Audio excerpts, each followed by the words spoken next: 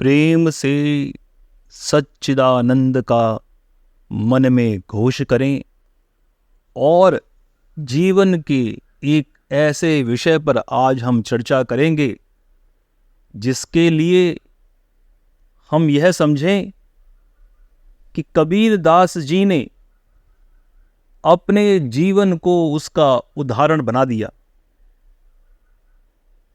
क्या समस्या रहती है लोगों के मन में कि वे लकीर के फकीर बने रहते हैं, लोगों की देखा देखी कुछ कार्य ऐसे करते हैं जो उन्हें लगता है कि क्योंकि दूसरा व्यक्ति यह कर रहा है, कुछ सोच के ही कर रहा होगा, तो हम भी चलो वैसा ही करते हैं, और फिर बन जाती है भेड़ चाल।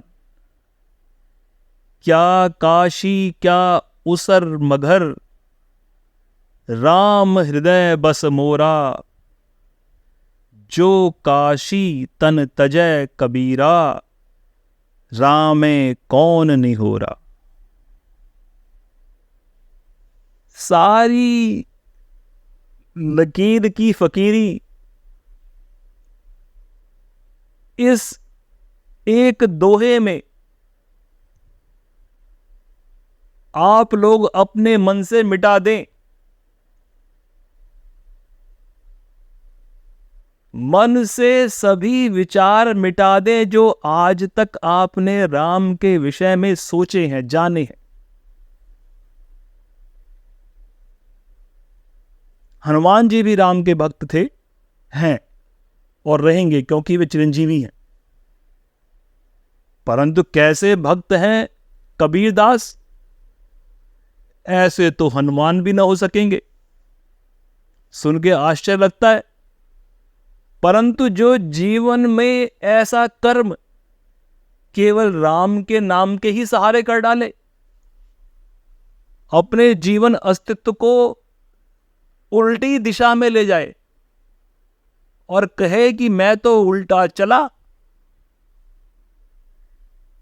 अब राम देखेंगे, ये तो राम का काम हुआ, ऐसा तो कभी नहीं हुआ।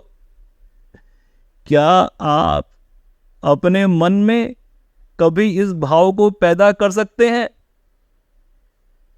सच पूछिए तो मुझे नहीं लगता आप कर पाएंगे। सब काशी में चले हैं, सब काशी को चले हैं, काशी पुण्य नगरी है? काशी में जाके मोक्ष मिलता है? शायद मिल सकता हो, पापियों को तो मोक्ष कहीं नहीं, परंतु हम कहते हैं चलिए काशी में मोक्ष मिल सकता है। काशी को भगवान ने अपने त्रिशूल की नोक पर बसाया है। आस्था कहती है तो अवश्य बसाया होगा। सब काशी जा रहे हैं मोक्ष प्राप्त करने के लिए, सबको काशी चाहिए। राम नवमी का त्योहार, सब चले हैं सरयू में स्नान करने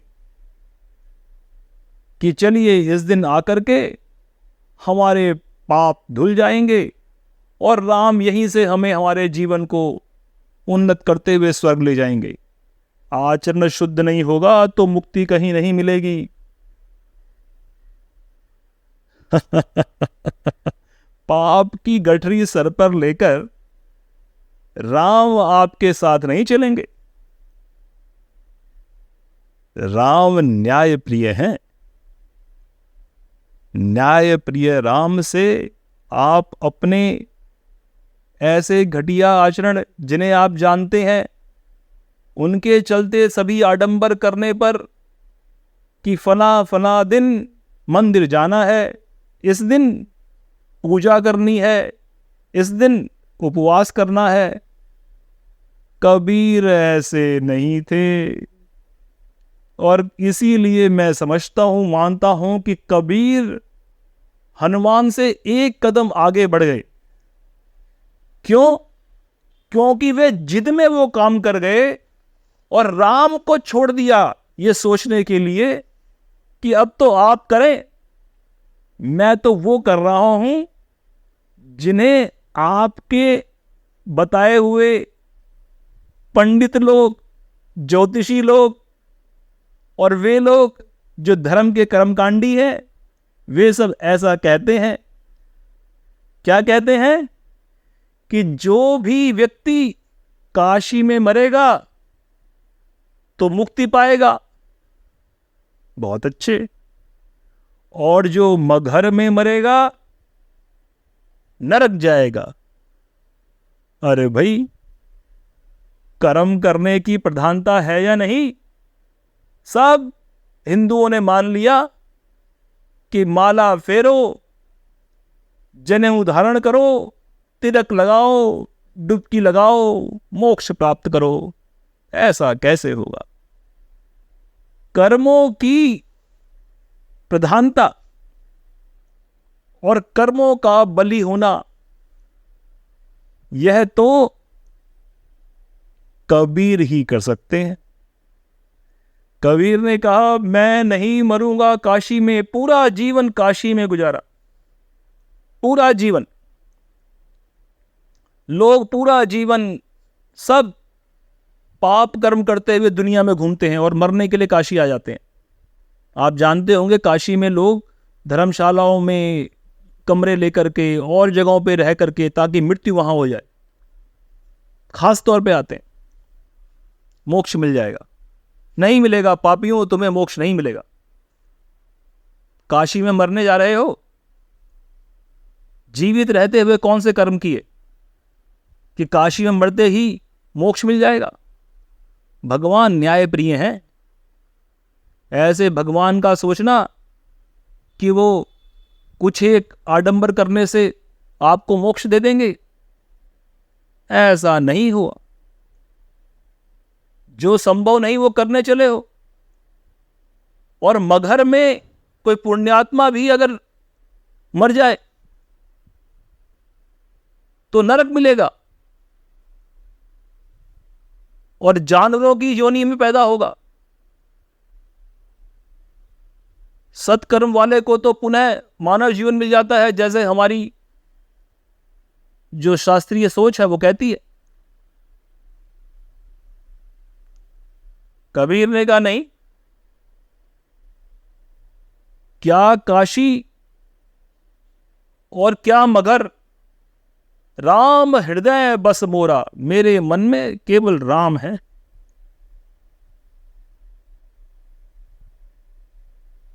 बस राम। और जो काशी तन तजय कबीरा, बोला अगर मुझे काशी में ही अगर अपने आप को अंतिम समय में रहना है तो फिर राम का क्या भरोसा करूंगा? राम का किस बात का भरोसा?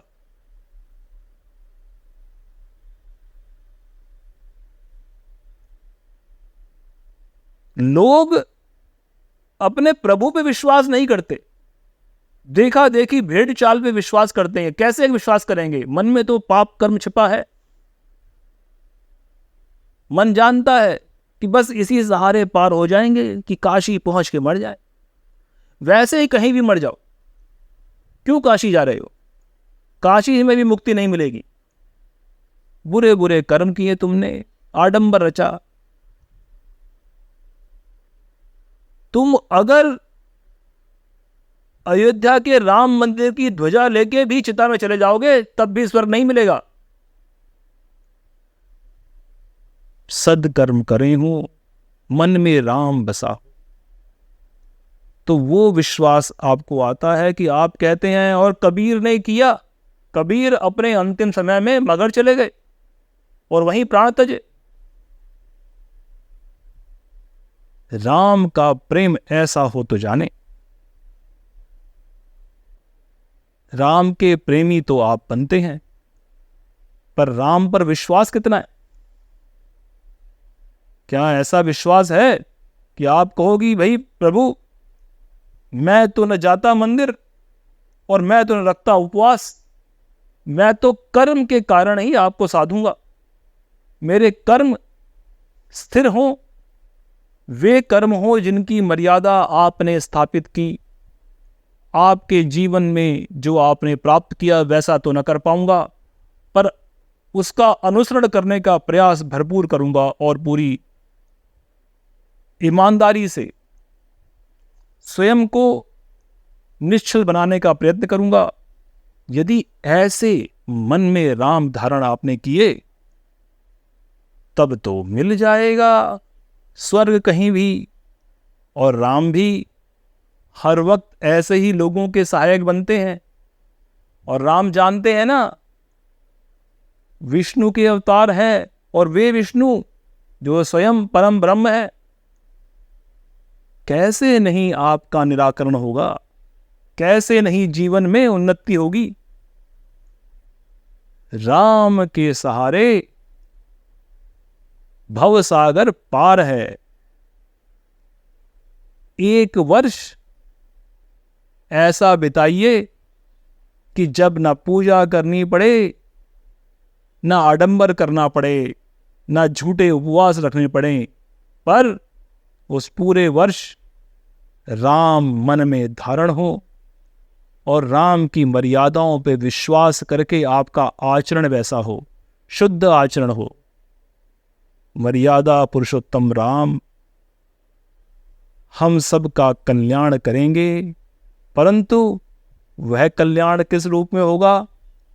जब राम मन में बसे होंगे। और राम के मन में बसना उनके 1008 नाम रोज लेना नहीं है। राम के आदर्शों को स्वयं के जीवन में अपनाएं। और कबीर जैसा आत्मविश्वास तभी आ सकता है जब आप सत्य होकर, स्थिर होकर और संभव होकर, संभावनाएं होनी चाहिए स्वयं के विकास की, तो व्यक्ति सभी लोगों को पार कर जाता है। और अब ऐसे में मन से स्वतः ही जय श्री राम न निकले तो फिर क्या कहना। और जय श्री राम के कहते हुए या मन में जय श्री राम का भाव आते हुए अगर हाथ नमस्कार की मुद्रा में नहीं आते हैं तो पापी हो तुम। राम का नाम मन से निकला और प्रभु की आराधना में वंदन की मुद्रा नहीं बनी। चलो, अगर कहीं ऐसी जगह पे हो कि दोनों हाथ नहीं जोड़ सकते, एक हाथ से कुछ और, आप या तो फोन पकड़े हुए हैं अपना, या फिर हो सकता है कि गाड़ी चला रहे हैं, तो दूसरे हाथ से हल्का सा अपने हृदय पर, हृदय को छूकर, क्योंकि राम का स्थान हृदय ही है, और वो हृदय को छू करके प्रभु के चरणों में अपना नमन करें। हृदय में राम बसे तो हृदय को छू लें। अगर हृदय में राम नहीं बसे, अभी भी शंका है कि राम कहीं और हैं, आपके अंदर नहीं है, तो राम का हमेशा जब भी आप उनका शब्द उच्चारण करें तो वंदन की मुद्रा होनी चाहिए। जय सिया राम, जय जय राम, हे राम।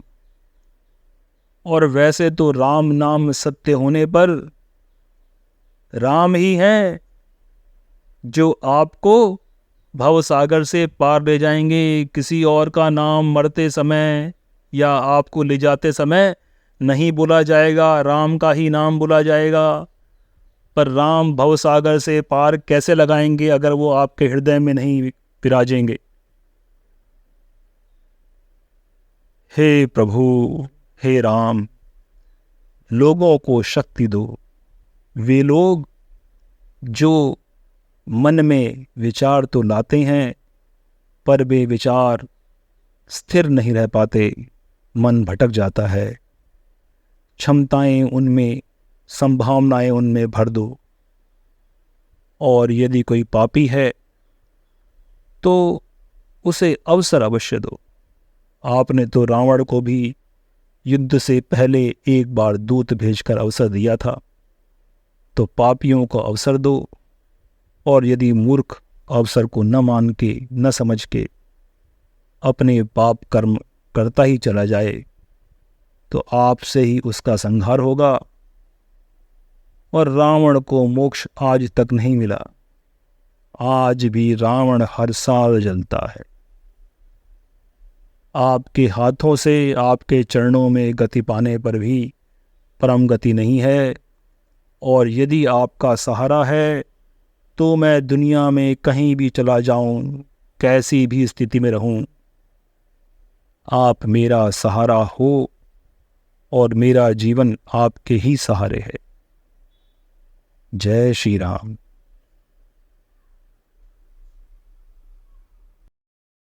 चारों वेदों, 10 उपनिषदों के ज्ञाता, महान ब्रह्मनिष्ठ तथा स्वयं ब्रह्म वेद के रचनाकार राकेश प्रसाद पुरोहित जी द्वारा वाचन किया गया यह वृतांत केवल सत्य के विभिन्न रूपों का दर्शन है। सत्य सर्वत्र है। जिज्ञासा से सत्य प्राप्त होता है। दर्शक अपने दर्शन से सत्य को जांचे। सत्य मार्ग का यही आचरण है। नमो ब्रह्म।